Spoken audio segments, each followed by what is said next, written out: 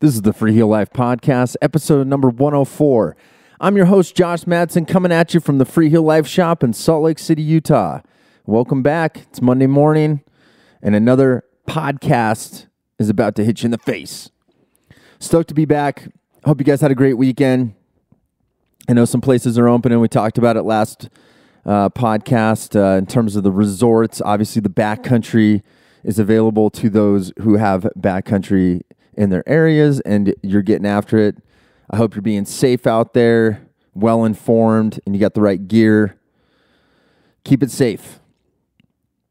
So, going to kick this off with some newsroom and notes. I'm feeling energetic today. This is great. I love it.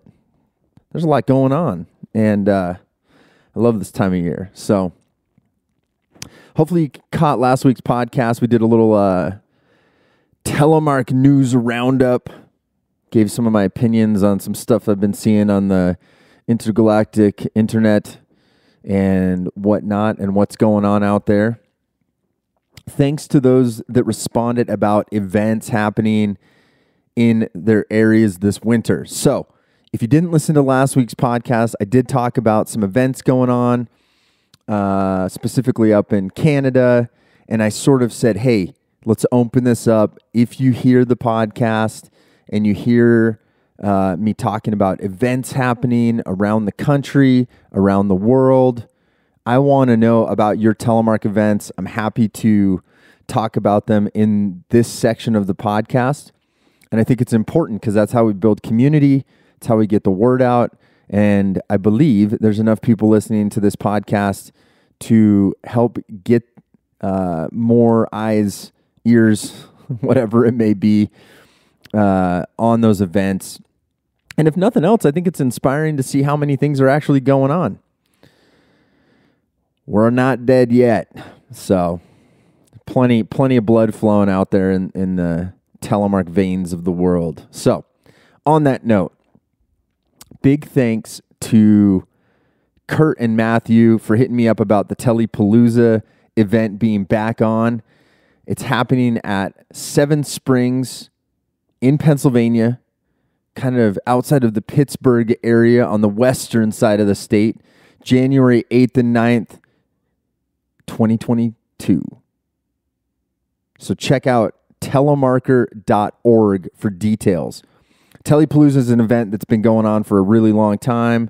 I know I've sent many swag packs out there for raffles, and I have not been to the event myself, unfortunately, although I have lived in Pennsylvania many years ago on the other side of the state. So I've got love for what I would call the mid-Atlantic Telemark scene.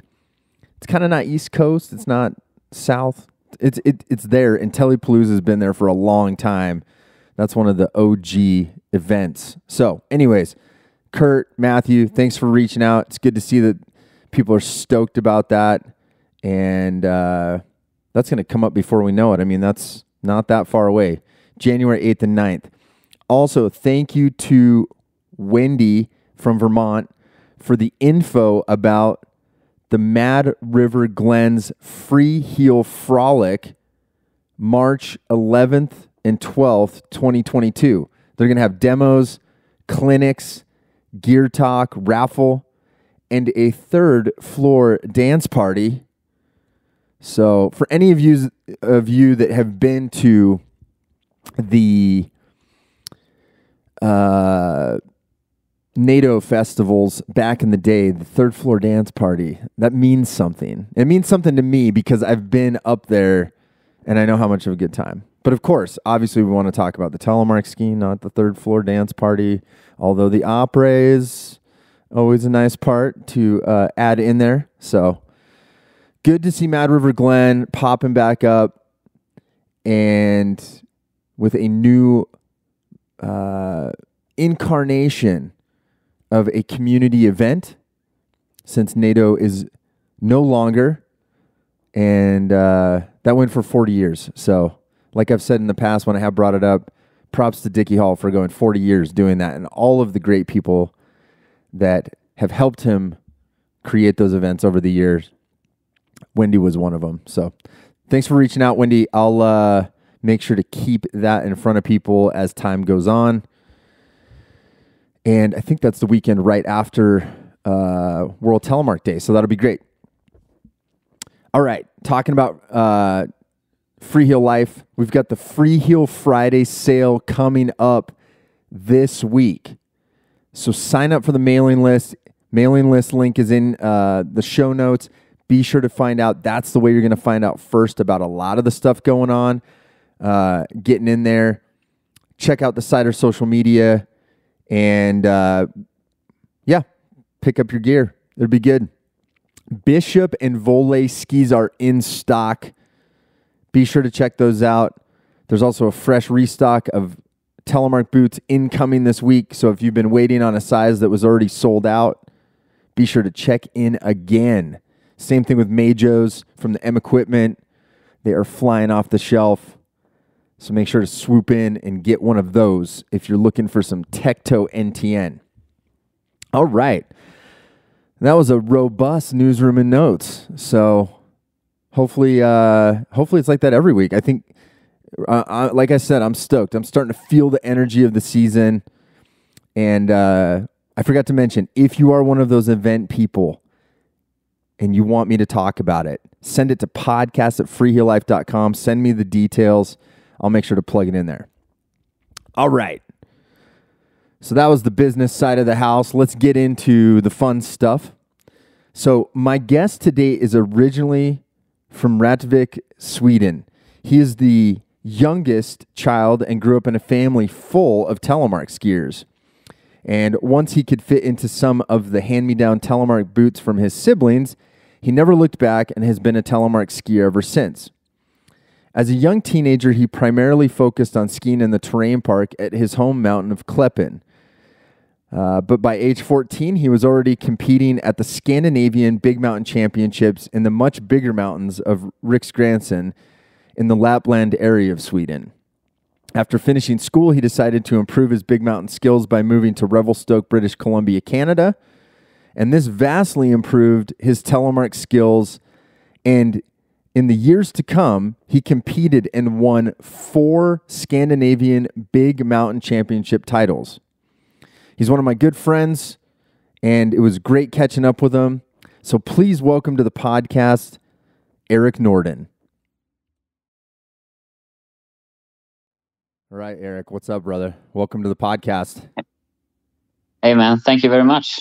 Yeah, I'm glad we finally connected on this. I feel like you've been on the list for a long time, but I don't know. I mean, you live a long ways away, and sometimes it's hard to coordinate the schedules. Yeah, for sure. I mean, we tried like 3 or 4 times at least, but couldn't make it happen over the last couple of years. Yeah, no, that's good. Well, where are you living right now? I can't even. Are you up in northern Norway still? No, I'm not actually. I'm home in Sweden country. Okay, Sweden country. Yeah, Sweden country. No, I live here now. I live in a place called Umeå. It's northern Sweden. Okay. And I've been living here for like 2.5 years almost, and I studied to become a teacher actually. Oh, really? So you're studying, or you are a teacher already? I'm studying. So I've been studying for 2.5 years. So I have 2.5 years left of my studies. Oh, cool. Are you planning on teaching like secondary education or like elementary, or I don't know what you guys would call it there?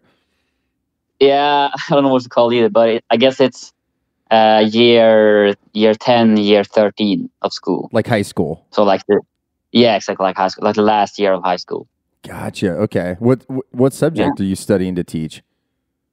I've been studying geography now, and then I'll have like, I don't know what's it called, athletics maybe.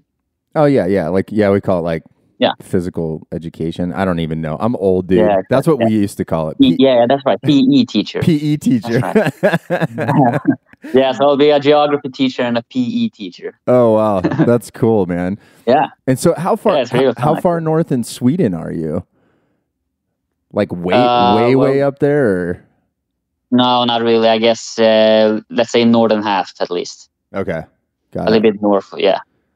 Is that the same town that you grew up in, or where? I don't even know, because whenever we've met, it's always like somewhere else. Like I've never actually, I don't even know if we've Yeah. ever talked about where you're from. And I mean yeah. Yeah. What town are you from in Sweden? I'm from a small town called Rättvik, and that's like central Sweden, I say, like in the middle. But I mean, I haven't lived there since I finished school, which is like, I don't know, maybe 12 or 13 years ago or something. Wow. So it's not weird that you don't know where I'm from, because I've never even lived there once we know each other. Yeah, for sure. Yeah, I mean, because I think, it was kind of interesting how we met, because somebody, I mean, this was probably back in, you would have been pretty young, because I remember hearing about, I remember somebody in the States, this was probably like 2000, I want to say it was like 2006 or 7. Yeah, it could be. Like somebody told us about you, or they didn't give us a name though. I just remember there's this really young guy in Sweden and he's like this amazing teleskier, because I think you had like a hookup with like the North Face or something back. Yeah. Like, right. like when you were really young, right? Like maybe like 13, 14. And, yeah. And I remember hearing about you randomly from like a North Face rep in the United States. And that was the first time. And then it kind of faded off because there was like no connection. And obviously like we didn't know what was going on where you live. So, The world was a little bit bigger back then as well. It wasn't that easy to like reach out to anybody. Yeah. It was like, you didn't even have like Facebook and stuff, dude. I mean, no, none of that's that. true. Yeah. So it was, we had MySpace here. I don't know if you guys had MySpace, but that was. No, not really. Or some people. I know. So I'm the old guy, but no, but you're the old.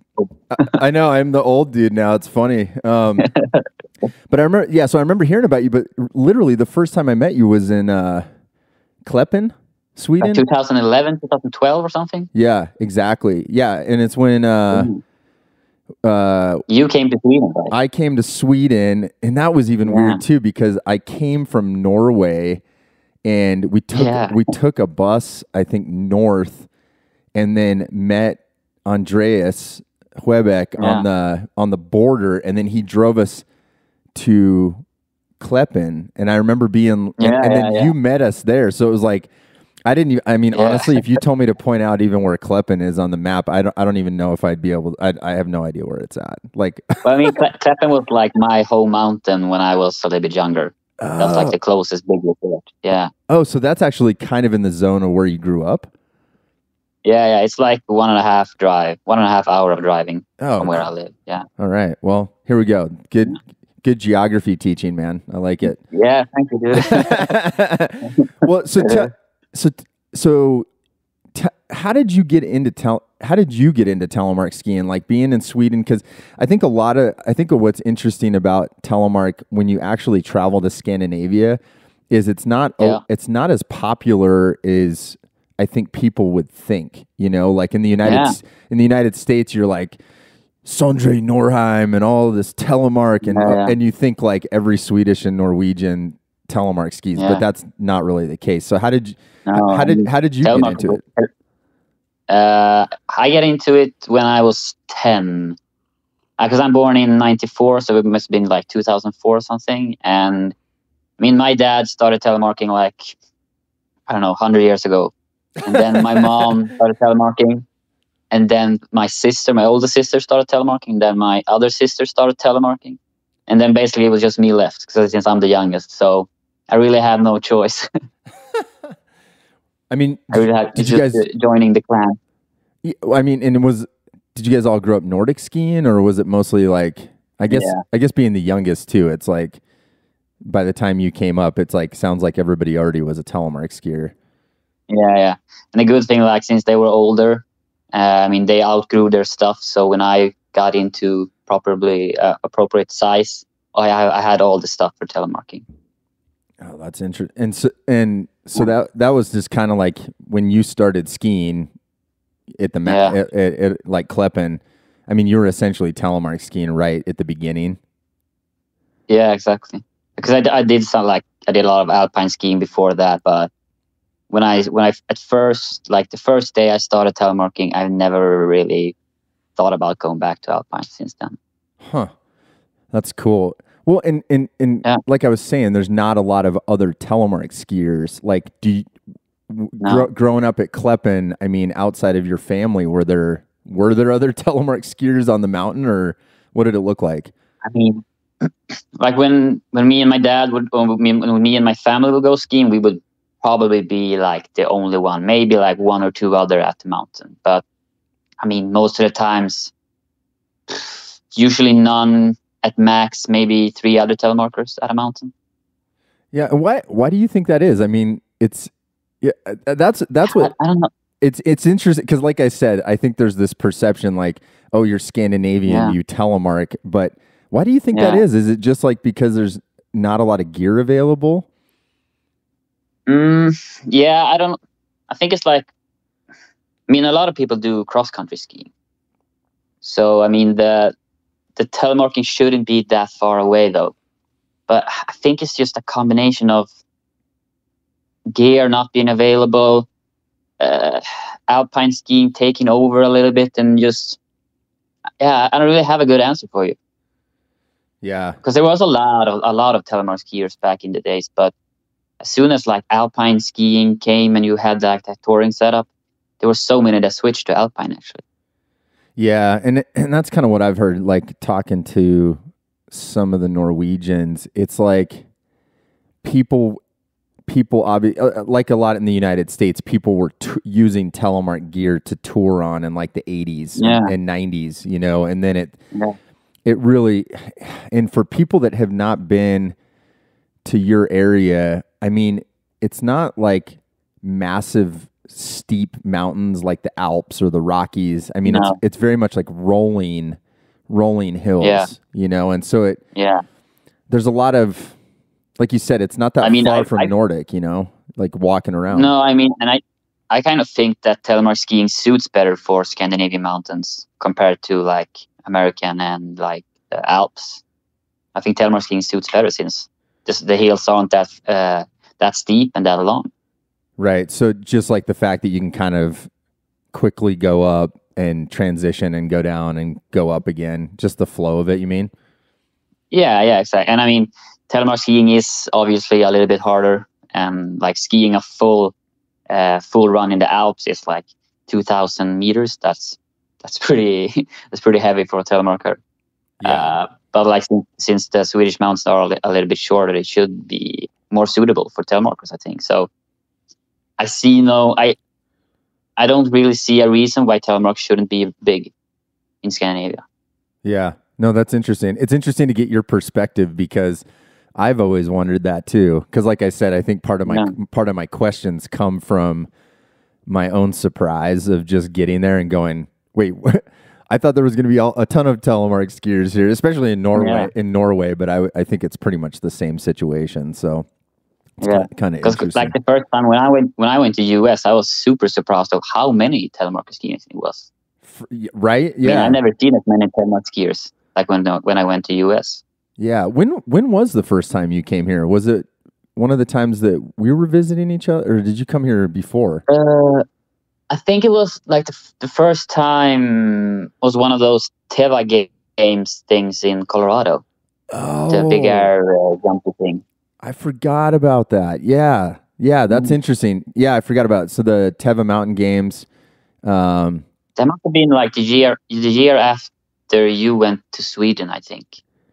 Yeah, it was. Yeah, because that was the first time we kind of. I forgot about that. There was a big air competition in Vail, and we had kind of gotten to know you guys, but this was like the first time of trying to bring kind of all these park skiers together at the same time. True. But and you kind of always had. Like I said, when I first heard about you, though, like way back before I ever met you, I had always heard about you as a big mountain skier. I mean, would you, you know, like kind of in that early era of like, I guess you're probably like 13, 14, kind of in 15 years old. Were you already was that when you started competing in the big mountain stuff in Scandinavia? I mean, I was just doing park skiing mainly for like until I got, I'd say, 16 maybe. Okay. I just did park skiing.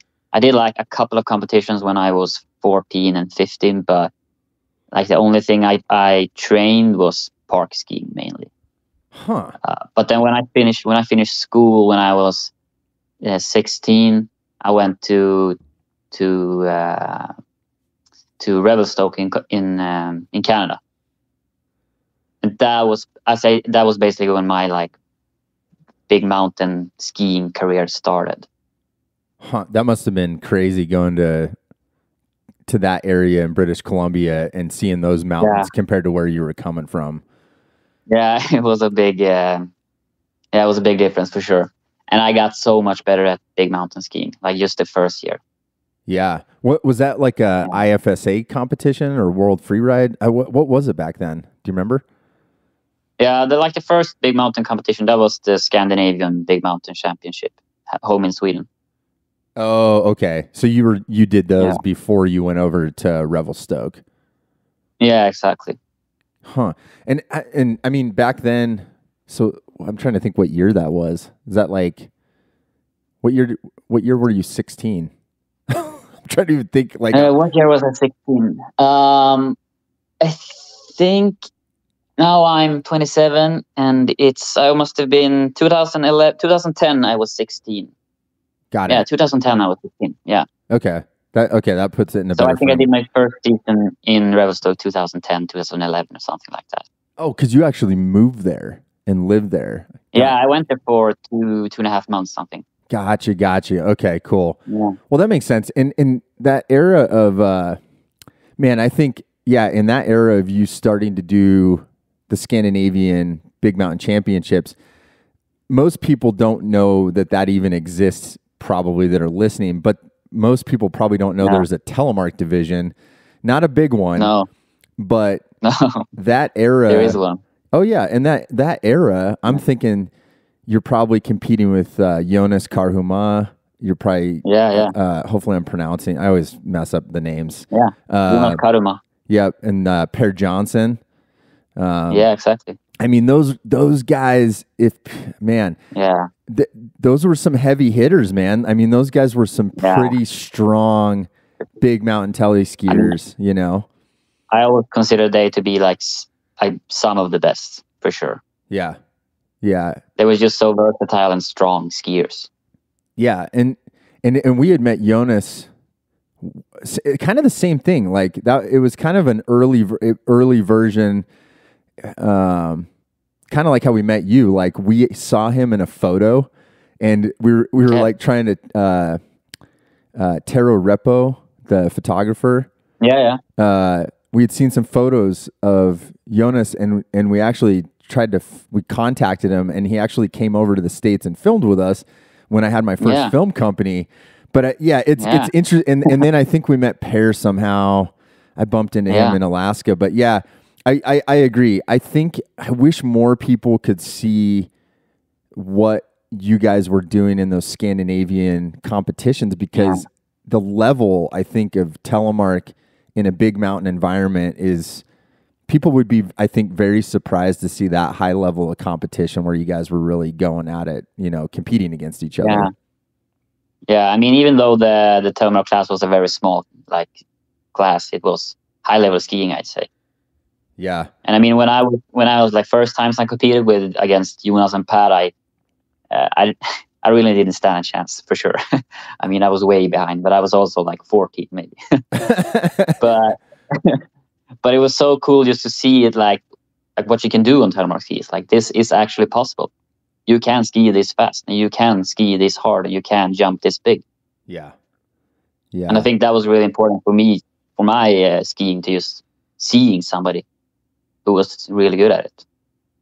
Yeah. No, and I think that you bring up a good point, like the visual aspect of, you know, whether it's watching guys in a video, but especially in real life, I think there's a lot to be said for seeing competition and seeing the level that guys are at. Yeah. I'm kind of curious, like, were there any other tele skiers back in those early Scandinavian days that really stick out to you that maybe I've never heard of? Just, I'm curious. I think, I mean, Per and Jonas was probably the best, like those years, I'd say. I don't know, might have been somebody else, but not that I know of. Yeah, that's a long time ago too, to try to remember. Yeah. What? No, I don't really think there was like anybody else who are at their level though. Yeah. And I mean, and like you said, I mean, I think that alone sort of shows the level of difference between what those guys were doing and probably everybody else. Yeah. I mean, but they were almost like professional skiers, I'd say, or basically professional skiers. So yeah.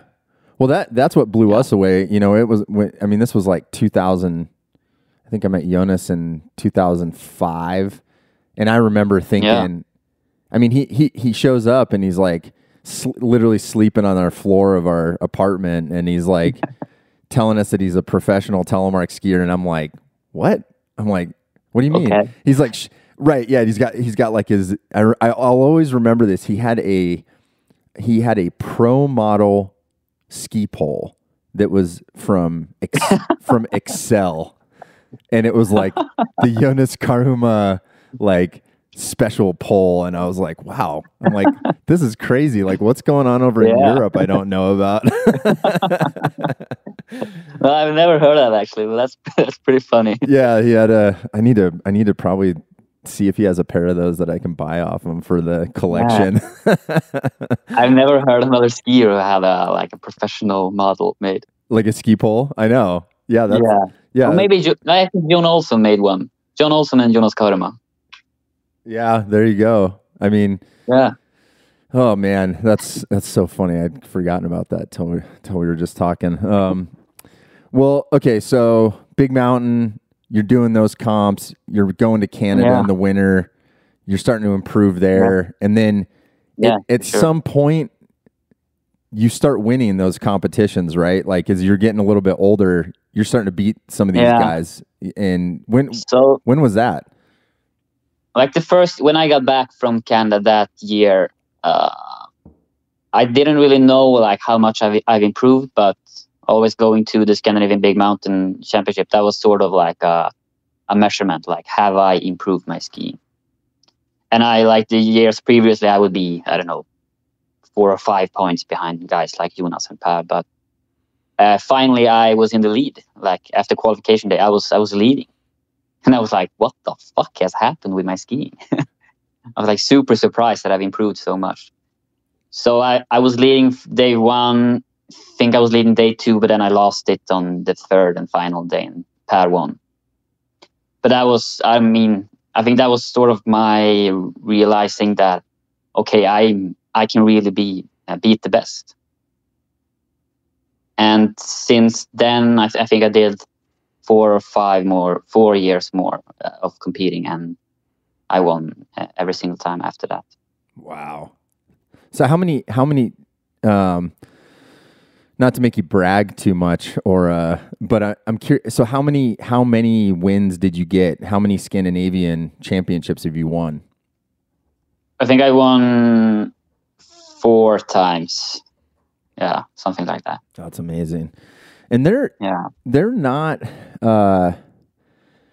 those venues are, those are some, we talk about, I guess I sort of make it sound weird. Well, and I kind of made it sound like, okay, Sweden's rolling hills, but these venues that you guys are skiing are like Riksgränsen, is that where it's always held? Yeah, it is. Yeah, it's the world's oldest freeride competition. Yeah, explain to people what the venue and what we mean by venue. If you haven't seen a big mountain competition, the venue, like what the skiers are skiing. Describe to people what it looks like and kind of what it feels like, maybe looking at it from the top as a skier. Usually you can see something from the top, but when you're at the top, you see nothing on in the qualifications. So you have this like super convex space who keeps on getting steeper and steeper and steeper. And then it's just like this super big cliff at the end, and it's just super steep all the way. So it's very challenging just to navigate, since you can't see anything further than like, I don't know, 20, 30 meters. And then you basically end up on some kind of cliff somewhere, and you have to jump it. And then it's super flat at the bottom. Yeah, I mean, and I've seen some pictures because Taylor from the shop, he actually went there with you. This was, probably 4 years ago, somewhere in that. Yeah, something like that. Yeah. But I remember him telling me that and showing me some GoPro footage, and yeah, absolutely. Like standing at the top of that venue, like you said, it's convex. I mean, it rolls over so steep that like you couldn't even see like 10 feet in front of him. It just rolled into nothing. And then like you said, it's also, there's no trees, you know? I mean, it's all above, it's all very alpine and very, you know, I guess as a big mountain skier, this is a good question. How do you navigate your line? Because they also don't let you pre-ski the line, correct? Yeah, well, they're at the I'm just gonna call it SBMC now, because that's a little bit shorter. Yeah, that's fine. At the SBMC, you get to ski it before on recognition. Oh, okay, but not full speed. Like you can slide, slip down it or whatever. Yeah, exactly. Super slowly. But I mean, you sort of set some kind of point at the bottom. Like, okay, I'm going from this point to that point in the bottom. So I'm skiing towards a tent or a rock or I don't know, something at the bottom. That's like my aim. I'm going in that direction. And then there's always going to be like some small rock or something you can navigate through. So you pretty much, okay, I'm going 10 meters right of this or 10 meters left of this thing, or then maybe I'm jumping this and then I'm taking a left turn. So I always set these small navigational, like, okay, I'm going to this thing, then I'm going to that thing, and then I'm going to this thing, and then I'm done. Yeah. Yeah. And I think that is the craziest thing, is you have these little navigation pieces. Well, I guess that is good that you get to slide down the course, because you can actually see it from the top. Because if you were just to look at if you think like sometimes when you're filming or shooting a photo, sometimes you're looking at it from below, and then when you go to the top, it's like impossible to know like where. Yeah, I mean, if you weren't able to ski it before, it would be impossible to navigate it. Pretty much. It's just that's because it's kind of hard to. Yeah, it's kind of hard to even realize how difficult it is when it's so convex. Yeah, that's wild. Well, and it's interesting that most, like that Riksgränsen venue is so different from what exists anywhere else in Scandinavia. So it's like, I mean, are most of the guys living somewhere else? They're living in Europe or like living in Canada and skiing there and then coming back, and I mean, or are they just living up there skiing that terrain all the time? I'd say like many Swedes like traveling a lot. So a lot of them go to the Alps, and some go to the US and some go to Canada. But I guess the bigger part goes to the Alps or stay back home in Sweden for sure. Yeah, you guys do like to travel a lot. What's up with that? Yeah, we do. You guys? I don't know. That's what's up, I guess. That's a good answer. I know that's funny because it seems like the Swedish friends I do have, like you and Andreas, it's like you guys are always on some cool trip somewhere, like some crazy place, and I'm like, they're always on some cool trip. I'm like, sign me up on that program, you know? Yeah. I mean, it's not like the Norwegian people aren't the same at all. Or the Finnish people aren't the same at all. They stay much more in their home country. Yeah. And you guys, like when you guys have a holiday, you guys are like, all right, see you later. I'm going to Croatia or something. Going to the Mediterranean. Yeah, exactly. Oh, that's funny. Yeah. I think it's always been like that, pretty high. Like the tourism business has always been good. Yeah, no, and that's that is a distinction. I mean, even though it's all Scandinavia, I mean, those countries are vastly different. I mean, if you know, Norway to Sweden, Finland definitely is very different from you guys. I mean, language wise, and a lot flatter, I think, too. They got good Nordic skiing, from what I understand. Yeah, it is. It's very flat.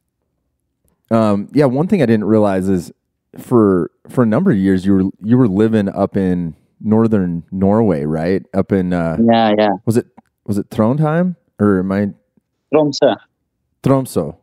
Gotcha. Yeah, a little bit more north. Yeah, I mean Tromsø's like, is that Arctic Circle zone? I mean, it's up there. Yeah, I mean it's almost north of Arctic Circle zone. What was that like? Like, what took you up there? So when I went to, as I said, I went to Canada my first year after school, and then the winter after that, I think I went to Italy for the whole season. And I met a friend at the after ski, and I was just, man, I want to go to Norway and work because you get so much more, you get such a higher wage there. And he was like, yeah, I work at this warehouse thing in Norway. You should check it out. And I was like, yeah, man, all right, I'll send him my email. And I sent an email to some guy up in Tromsø, and then he called me like a month later, like, oh, do you want to come here and work? And I was like, yeah, sure. So it was just plain luck, and I had like one friend moving out there. But so I lived there during the summer and spring part for pretty much 4 years, and then just traveling on the winter, going to either Switzerland or Canada. Wow. But I mean, Northern Norway it's incredible. It's so special. Yeah, what stands out to you the most? It's just like when you say it's so special. I mean, I've seen pictures because I remember when you moved up there, I started looking at some photos and I was like, whoa. I'm like, this, I mean, even you saying it's special and not having been there, it looks pretty special. So I'm like, what are the standouts? Like what made it that special and unique? So Tromsø lives, it's just, it's pretty much as far as you can go. You can go a little bit further north, but it's not that much more north you can go in the world, in Scandinavia. But it's at the coast, and you have these like huge mountains just by the ocean. You have a lot of aurora lights during the winter. In November, you have whales coming in, and in the summer, you have summer all night long. You have the sun doesn't go down for 2.5 months; it stays up all the time. So it's just this like, I don't know. It has everything, sort of. Yeah, no, I thought about that when you said you were there in the summer. I was like, I bet it was just light all the time. Yeah. What is that? So I think it's from May 20th to June 20th, you have 24/7 sunlight. Oh man, that's got to be crazy. Yeah. I mean, are people's houses just built in a way where they can just black out the windows kind of thing, or like what do people do so they can sleep? Yeah, you have some sort of blackout thing. Wow, that's kind of important. Yeah. That's crazy. I know. Yeah. I gotta get up there, man. That it looks incredible, and I think you were doing. But there's always a backside to it. I mean, from November 20th to I guess January 20th, you have no light as well. It's pretty much dark all day. Yeah, it really has these like ups and downs. Yeah, for sure. I mean, even being in southern Norway, more down by Oslo and stuff. When I have been there, I mean, the light is so short for someone who hasn't been to one of those northern places where it's like that. It's just interesting. I don't know how else to describe it. I mean, it's if you're used to having light all, a kind of a steady schedule of light, it's a short window. Yeah, for sure. Oh, that's cool. Yeah, I know. It looked amazing though, and I feel like when you were living up there, I was watching you do a heavy amount of fishing, fly fishing, I believe, or yeah. I mean, like the nature is just so close to you. Just from the town and everything up there. Yeah, exactly. There's like, I think it's population of around 60,000 people who lives on like this pretty small island. But I guess 30 minutes drive, 1 hour drive, you're in the middle of nowhere. Like in middle of nowhere, literally, like there's nobody for a long ways. Yeah. No. And you have mountains like everywhere you look. Yeah. And the mountains are a lot bigger up that way, right? Kind of more like Riksgränsen, kind of like we were talking about. Yeah. And since they start from the sea, they just go straight up. Huh. That's so wild. Yeah. Yeah. I mean, the mountains are, I guess, somewhere between 500 to 2,000 meters high. But then they also go like straight from the sea. So it looks like the Alps in mini format almost. Do they, and I know you weren't spending winters there per se, but are there ski areas up in that area? I mean, there are some ski areas, but the ski areas are generally very small. Huh. But there's a lot of skiers, though. Yeah. Like, everybody goes touring. Everybody tours. Yeah. Yeah. I was kind of curious about that. Yeah. With the light situation, it seems like there's probably a lot of headlamp touring. Yeah, it is. Wow. Yeah. I know, Shell, he was working at one of those headlamp manufacturers. Yeah, Moonlight Mountain Gear. Yeah, they had those crazy bright headlamps with huge batteries so they could go skiing at night or daytime, I guess. Yeah. Was lighting up a whole mountainside with them. Yeah, that is wild. Man. Yeah. Now you got my brain thinking. I'm like, oh yeah, okay. I need to go here. I need to go here. Yeah. I mean, it's you should definitely go there in the spring and just do some touring. I mean, it's so amazing to have the ocean, the mountains, and the sun all day. It feels like it's never going to end somehow. Yeah, and that's got to be like you said, the perfect time. I mean, spring touring with light all the time. Yeah, that's amazing. What a cool place. Yeah, well, that's got to be hard to that's got to be hard to leave that and go back where you're at now. I mean, Sweden's beautiful too, but it sounds like that's northern Norway sounds pretty phenomenal. Yeah, it is. I mean, it's so nice. The place I live now is super flat, so it's kind of shitty. You're gonna have to get at your Nordic skiing again, dude. Yeah, I did actually. I got some Nordic skis last year, so I did a shit ton of that. I know. I'm starting to get to that point too. I'm like, maybe I need to get Nordic skis, huh? Yeah. That's how you keep, getting old. Yeah, that's how you keep the extra poundage off, so you can actually go telemark ski later on. Oh, yeah, that's funny. That's true. Well, with competing, I know we kind of went back through that, and you were traveling a bunch. I mean, we did some filming together. I mean, with living in a flat zone, I mean, are you able to get out and still telemark ski, or is your family still telemark skiing? And yeah, what's that like? I mean, you're becoming a teacher, man. You got a real job you're trying to do here. So, Yeah, I know. I mean, obviously, since I'm studying, I don't have as much time to go skiing as I did before, and I don't have the money for it, obviously. But I try to do as much skiing as possible. But I mean, I guess it's like a fifth of what I used to do.